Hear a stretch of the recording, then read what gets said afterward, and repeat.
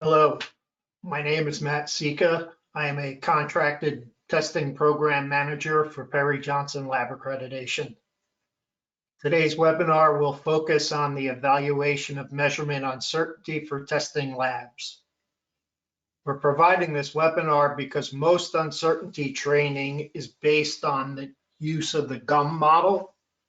And while the GUM approach is very important in terms of understanding the metrological aspects of uncertainty, it really is an approach difficult to apply in a testing laboratory, where the individual components are difficult to quantify, and there may be some biases that are really impossible to eliminate. We'll discuss an approach that can be adapted to a testing lab to determine the measurement uncertainty estimate.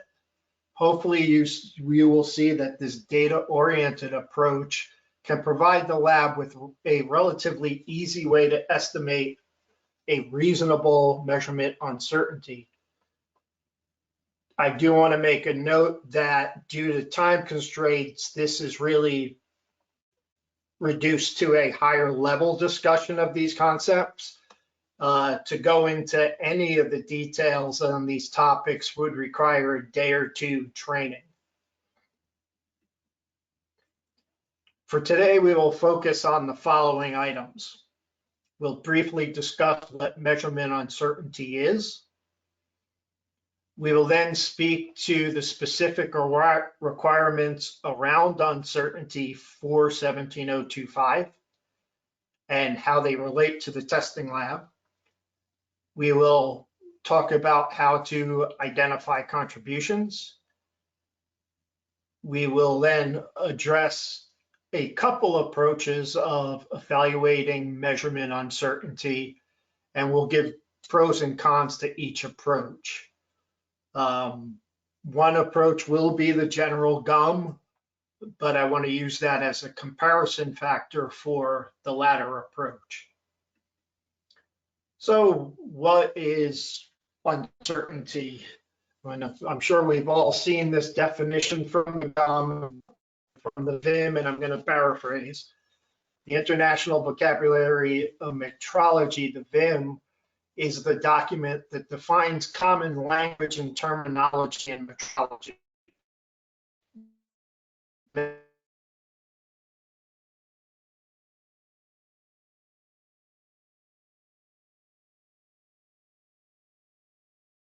Language and terminology in metrology, which assigns measurements across different fields of. To paraphrase it, with the result of a measurement that characterizes the dispersion of values that could reasonably be attributed to that measurand. This parameter could be a standard deviation or another part of an interval indicating a certain confidence range. Uncertainty of measurement includes all aspects of a testing method. Some of these aspects can be obtained from interpreting the statistical spread of results of a series of measurements. Other components can be worked out from other methods such as sampling plans, experience, certificates. Testing results should be the best approximation to the true value. Random and systematic factors affect contributions to the uncertainty of testing results, and we'll go into that in more detail in a few minutes. But that being said, what really is uncertainty? Well, in general use, the word uncertainty relates to the general concept of doubt. Uncertainty can be thought of as the quantification of the doubt around a measurement result. It doesn't imply doubt about the validity of the measurement. A good estimate of uncertainty actually increases the confidence in the validity of the result, because it gives you what that factor is in a more general term. Consideration should be given to different factors that can contribute to the overall uncertainty of a measurement.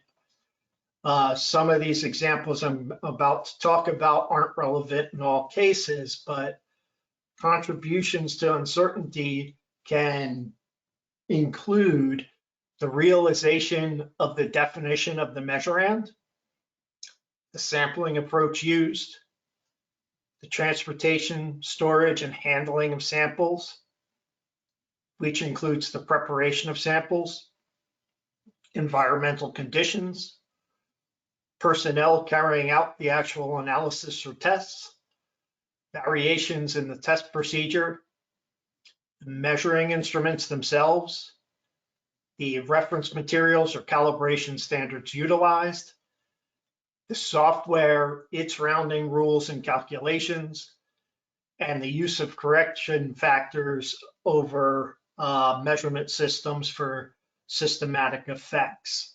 All of these contribute to uncertainty.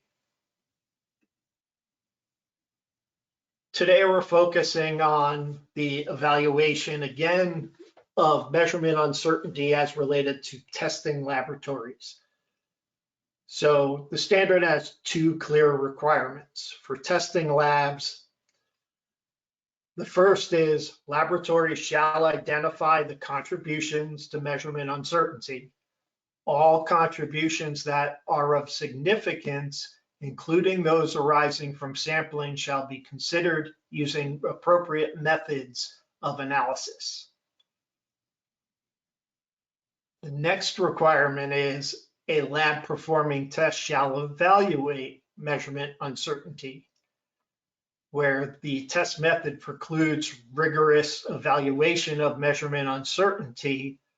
An estimation shall be based on the understanding of the theoretical principles or practical experience of the performance of the method. And when we start to talk about evaluating uncertainty later, we are focusing on that practical experience of performance of the method, not a real theoretical approach.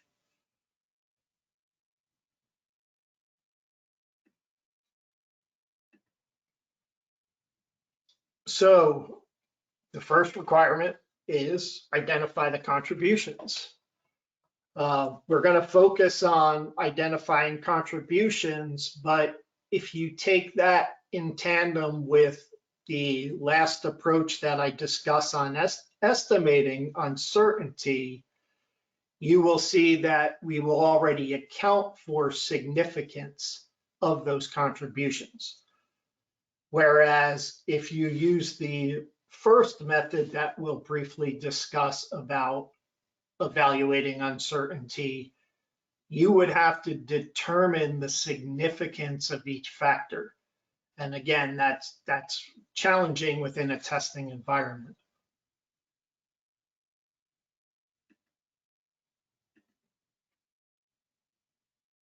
So what do we mean by identifying the contributions of uncertainty? Well, you want to put together a comprehensive list of relevant sources of uncertainty.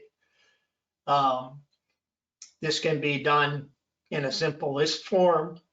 One of the easier approaches I have found is using a fishbone diagram and a derivative of the 6M approach to look at comprehensive coverage of those items that can lead to uncertainty. So the 6 M's of production are manpower, method, machine, material, mother nature or environment in our case, and measurement.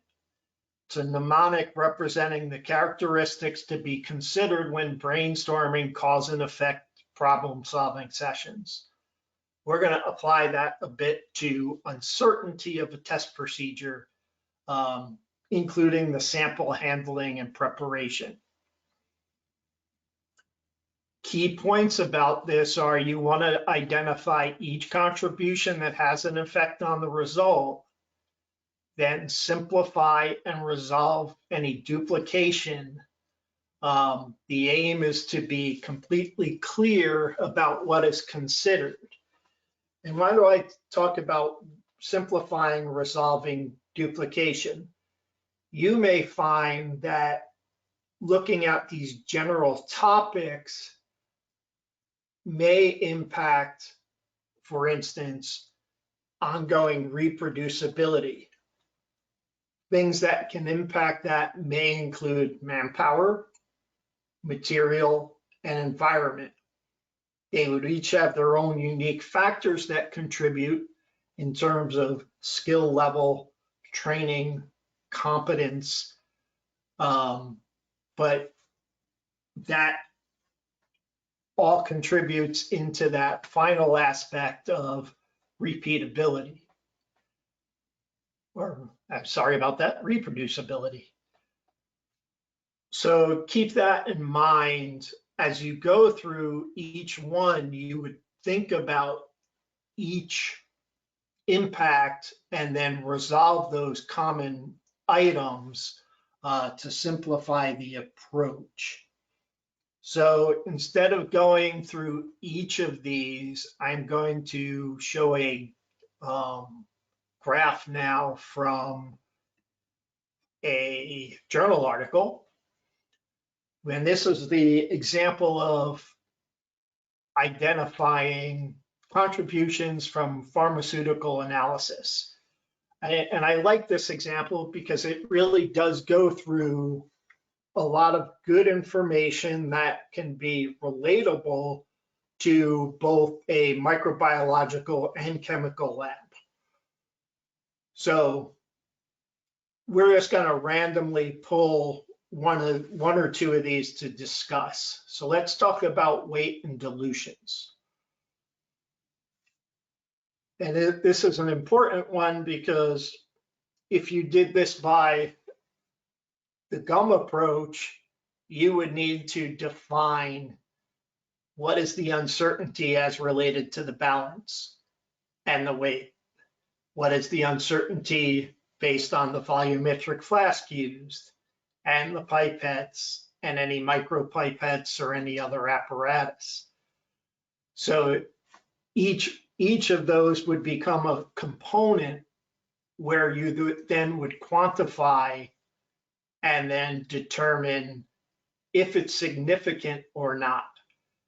And significant tests are typically done through a statistical approach, not just going, yep, I'm eyeballing this, it's good enough. So you want to understand, again, that's the gum approach. What we'll talk about in a few minutes will give you a little bit more allowance for not having to go into those subtle details because they'll be accounted for with real lab data. So this would be an approach to identify what your components of uncertainty are. It's not the only way to do it. I find that it's a very easy way to apply, and you kind of can quickly see where some of that builds in, and you can resolve some terms and say, okay, that's not as important because it's going to be identified through the reproducibility.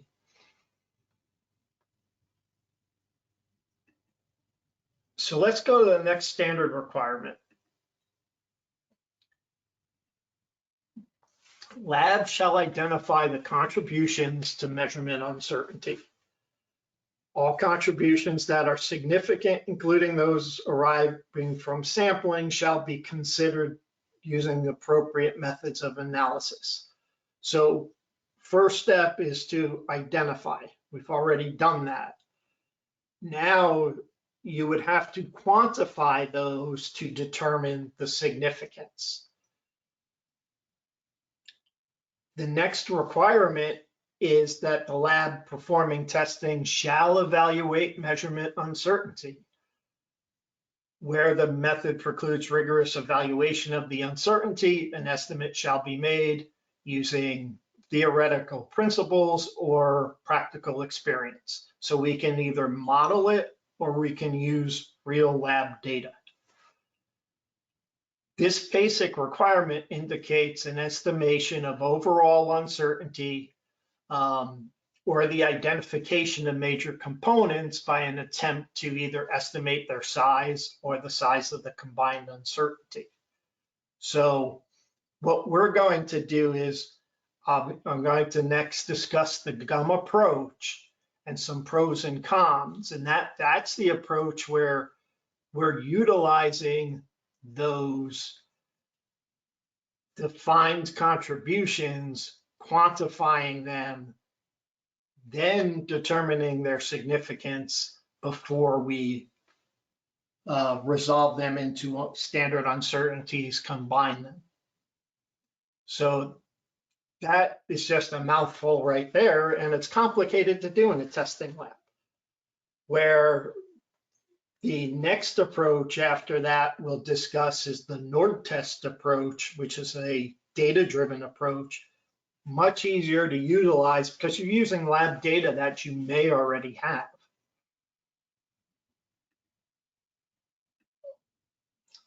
So the GUM model is obviously a modeling theoretical approach used for estimating measurement uncertainty. It can be used where the principle of the measurement procedure is well understood. The sources of measurement uncertainty are well known. This is why it's readily used in metrology in terms of calibration, but it becomes a challenge in testing labs. It entails first defining the measurand. That's pretty straightforward. What is your test about? Simpler, I overstate that's simpler than it seems, but for our sake, we'll say defining the measurand is the easy part. Now we have to identify those sources of uncertainty as we just described, using maybe a fishbone, could be a list. We would then quantify each source of uncertainty. Then we have to determine the significance of the factors. Now that we can eliminate those that aren't deemed significant, we would then have to determine what the probability distributions are for those populations. We would then have to define those components, divide those components by their appropriate divisors for standard uncertainties, calculate the combined uncertainty, and then calculate the expanded uncertainty. I am not, again, this is one of those that I can spend an entire day just discussing these concepts. And the challenge here is that for a testing lab, it's really difficult to do. There are some real good pros to this. You really can critically assess the test method for the uncertainty contributors. It is consistent with other fields of metrology.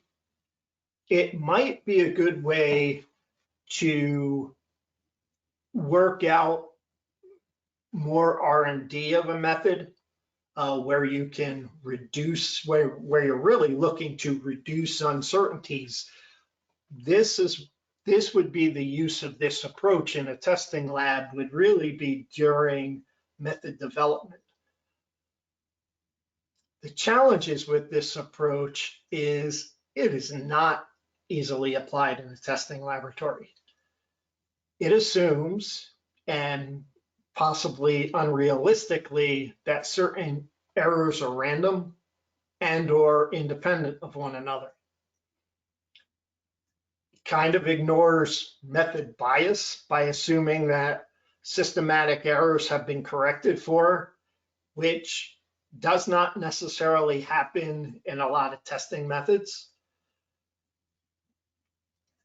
In a testing lab, it's really challenging to evaluate the individual uncertainty components because we have sample preparation that it's going through typically, and then you add other complications. Doing this mathematical graphical approach is very time consuming and it's really unworkable in a routine testing lab. It's difficult to come up with a equation or mathematical model that includes all influencing factors. We have to be concerned with things such as sample cleanup conditions, recovery from the analyte and matrix, instrument conditions, interferences, all things that there's not a clear one-for-one like you would be doing for a calibration.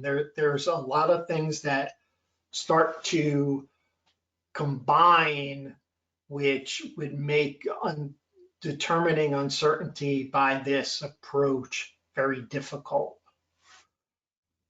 So what can we do? Well, there's several data-driven approaches using available lab test performance information, such as method validation data, proficiency and intra-laboratory test results, quality control data. You can use some of this information to calculate an overall uncertainty associated with the results produced by a given measurement system. Now that I need to be clear, we're really defining the uncertainty of the measurement system here, which we would then apply to an individual result. This isn't about the uncertainty as related to a specific result, because it would just take too many replicates. We probably don't have enough sample to do it to really give a really good, robust estimate of uncertainty. I want to point out this list isn't ranked by any preference. The first one, the Nordtest Handbook for Calculation of Measurement Uncertainty in Environmental Labs. This is the approach we'll discuss a little bit further, but there's also a couple ISO standards out there that give really good approaches to evaluating uncertainty. ISO 21748 is a good one, and ISO 11352 can be used as well, but it's a smaller subset of information data that you can use that, and laboratories you can use that with.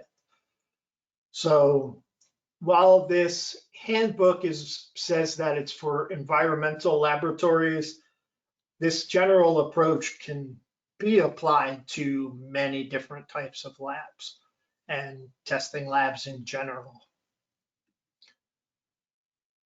So one of the nice things about this approach is the handbook itself is available for free. Just type in Nordtest uncertainty and you'll find the link. They have it in multiple languages available. You'll find it, if you do it an English search, it'll come right up with the English version. So this approach, we're really looking at a single lab, what we'll say, quote unquote, validation. So the contributions to uncertainty are based on the random and systematic effects. So random, where repeating the measurement gives randomly different results. The more the measurements you make, then average, the better estimate you can expect to get a result. Systematic is where the same influence affects the result for each repeated measurement, but you really may not be able to tell that. In this case, you learn nothing extra by just repeating measurements. Other methods are needed to estimate those uncertainties, using different measurements or different calculations. So those random we'll speak about. Think in terms of within lab reproducibility, your intermediate precision. That's that random component. This uncertainty component takes into account all the sources that are random in the long term. And when I say long term, I'm not saying we did a study with 10 control samples. No, we ran the same control samples over several months or over several a year of analysis, and we'll utilize that data. So the advantage here is some of those systematic errors or presumed systematic errors might be determined to be random if you're doing enough data. So the systematic errors, so this is really the bias component. This component takes into account the systematic effects that cause long-term bias. The long-term bias can be the sum of the procedural bias inherent to the nature of the technology or procedure used, and the laboratory bias. And this is the bias caused by how the procedure is implemented in the laboratory.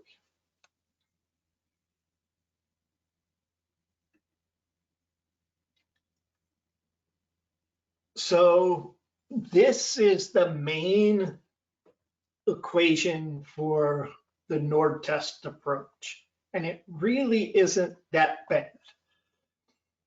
So the uncertainty as related to the within lab reproducibility, the URW, is that component of possible bias.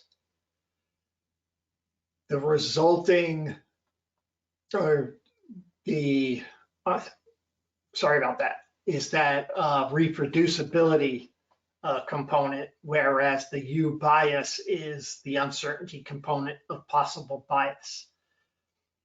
The resulting measurement uncertainty is not directly related to a specific result. Remember, this is being calculated from past measurements. So this approach, you're really categorizing the process, the analytical procedure, rather than an individual result. The within laboratory reproducibility accounts for those random effects and the bias for those systemic effects. So top down, this is very similar to what we do for the gum, but in a much simplified manner. So here, again, we're defining the measuring. This is the test you're doing and what you're reporting out. We're going to quantify the reproducibility component. We're going to quantify the bias component. So let's step back a moment to the gum approach. There we define the measure and then we try to define each component and then quantify. So here we're grouping together components. And why is that possible? Because these samples go through the entire analytical process from sample handling, preparation through analysis. And that's the way we can reduce having to look at each component, determine what the quantity is or the estimate, then we determine which components are strong factors or not. We can eliminate all that because we're doing it every day. We're building in all that uncertainty in the reproducibility and biased estimates. The next step will be to convert those to standard uncertainties, and we'll speak to these in a minute. We're going to combine the standard uncertainties and then calculate an expanded uncertainty, just as we did before for the gum. The within lab reproducibility component takes into account all the uncertainties that are random in the long term. The key points, or one of the key points, is trying to account for as many uncertainty sources as possible. The simplest way to do that is repeated measurements of a control sample. But you want to think of this in terms of, this doesn't need to be a sample that we know the reference value. This can be a well-structured real-world sample that we run with each batch of samples over time. It must do a few things. It needs to be run through the sample prep each time. It needs to be a homogeneous sample within that matrix.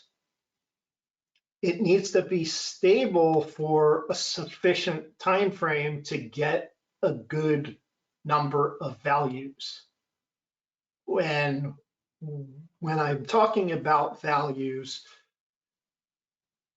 you might want to do a early validation, say, hey, we'll estimate this with 10 to 15 values over the course of a few days. That's good, but because the time frame is compressed, it's not necessarily a good estimate in terms of looking at it from that component of reproducibility. We don't want to make it a repeatability over a couple of days. We want a good reproducibility over time. So the more data that's collected from months to a year, you're taking into a lot more sources of variability. Different analysts, it can be the laboratory variation if the lab environment changes from summer to winter.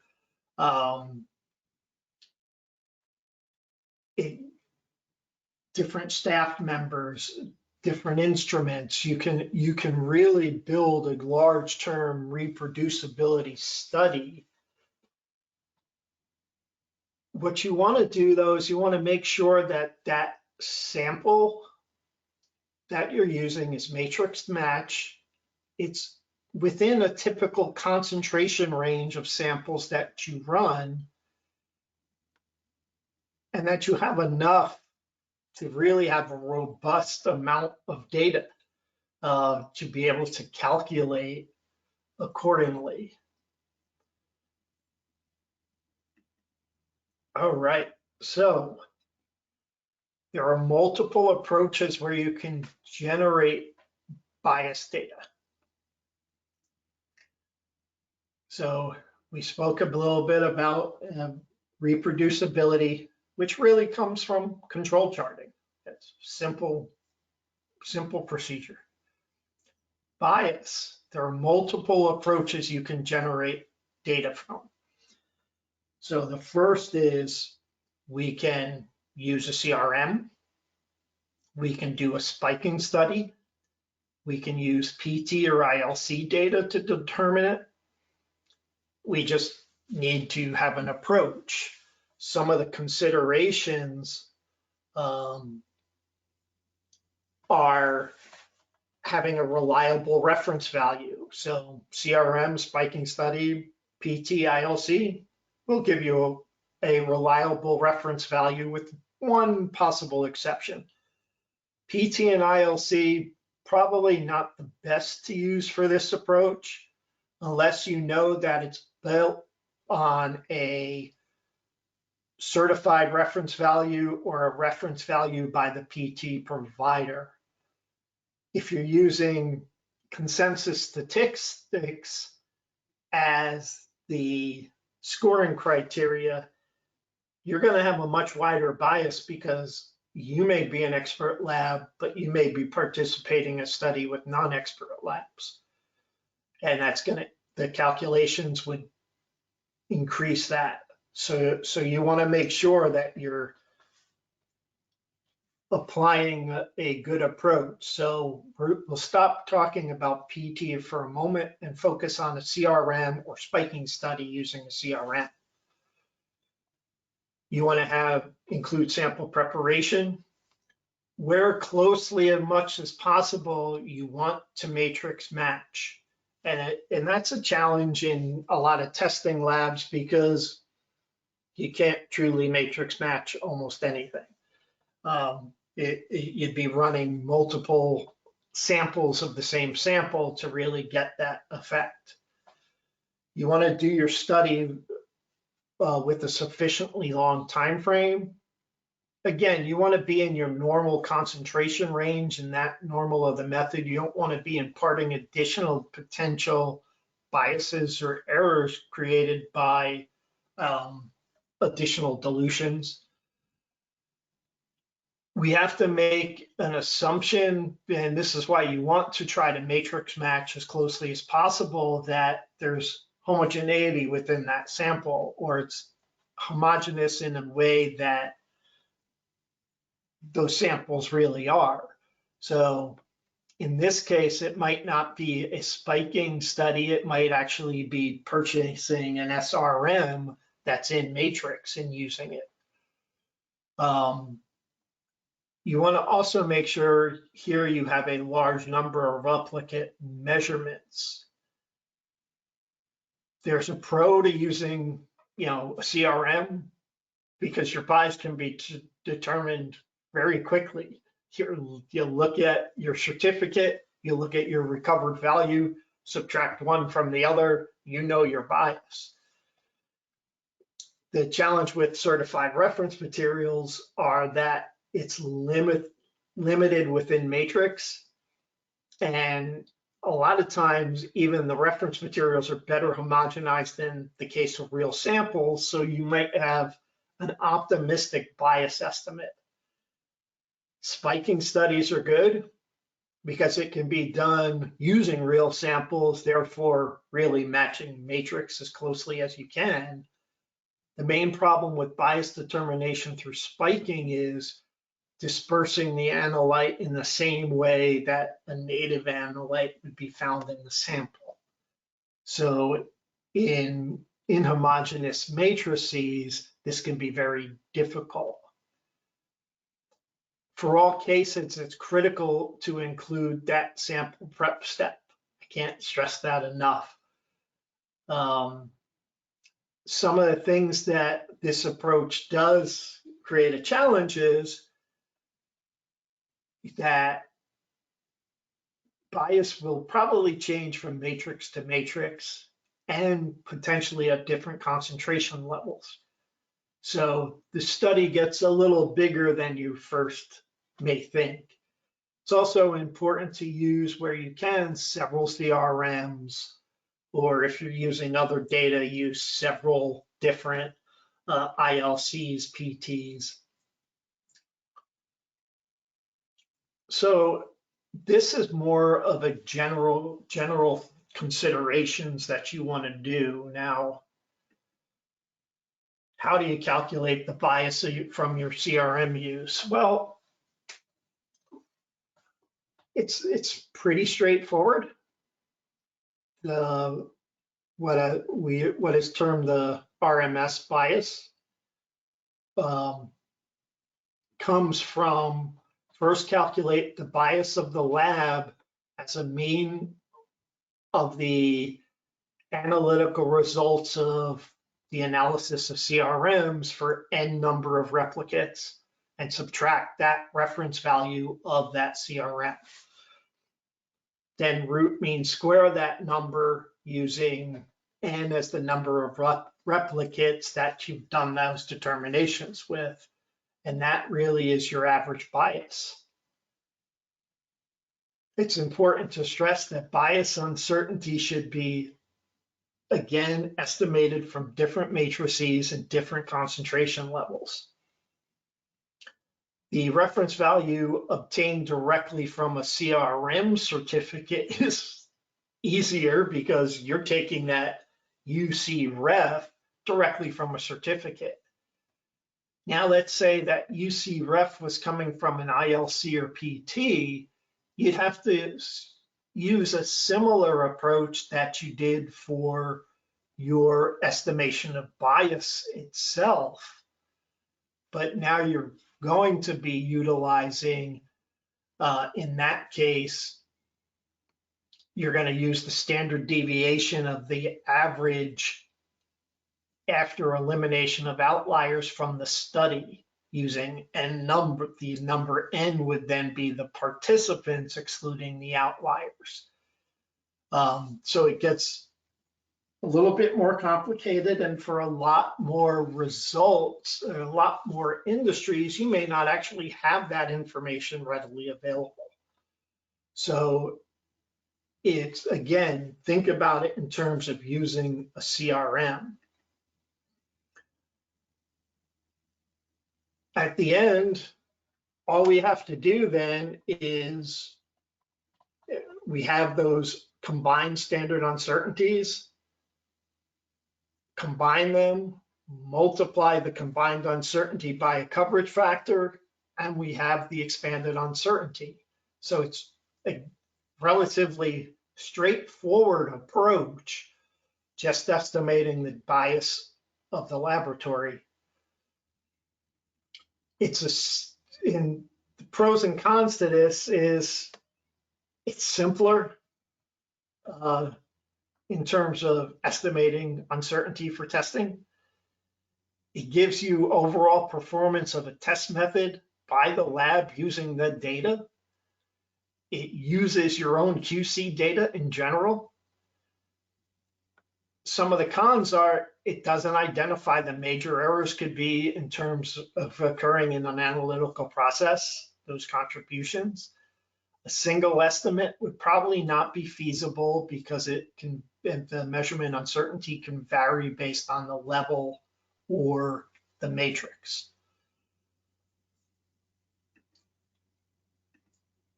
So in summary, we focused on the evaluation of uncertainty for testing labs in a generalized way.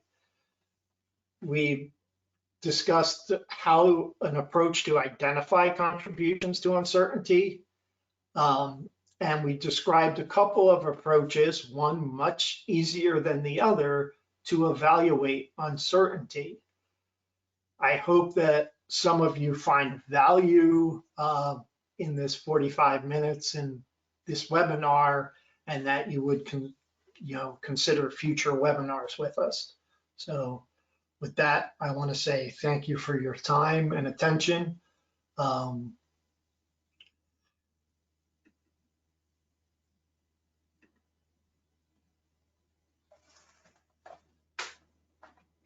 Thank you very much.